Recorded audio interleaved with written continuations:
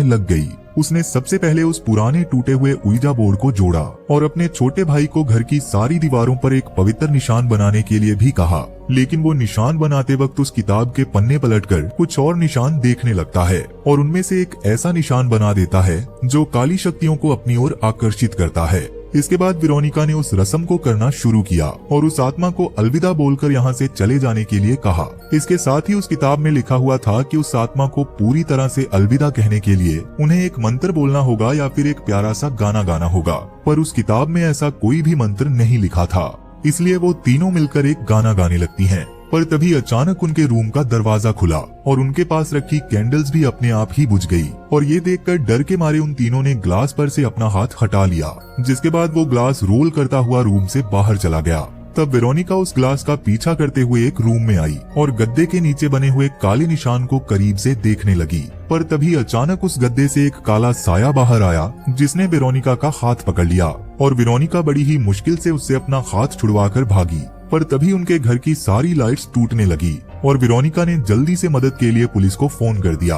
पर इसी बीच वो साया एंटोनिटो को पकड़कर बाथरूम में ले गया, जिसके बाद वेरोनिका बिना देरी किए खिड़की का कांच तोड़कर बाथरूम में घुस आई। लेकिन गिरने की वजह से उसका सर जमीन पे टकरा गया और वो थोड़ी देर के लिए बेहोश हो गई। अब जब उसे होश आया तो एंटोनिटो उसके सामने ही बैठा हुआ था और वेरोनिका जल्दी से उसे उठाकर अपनी बहनों के पास ले आई और उसने उन्हें घर से बाहर निकाल दिया। मगर इसी बीच जब उसने अपने आप को आईने में देखा तो उसे पता चला कि एंटोनिटो उसकी गोद में नहीं है, यानी कि वो अब भी घर के अंदर ही था। इसलिए अपने भाई को बचाने के लिए उसे एक बार फिर से घर के अंदर जाना पड़ा।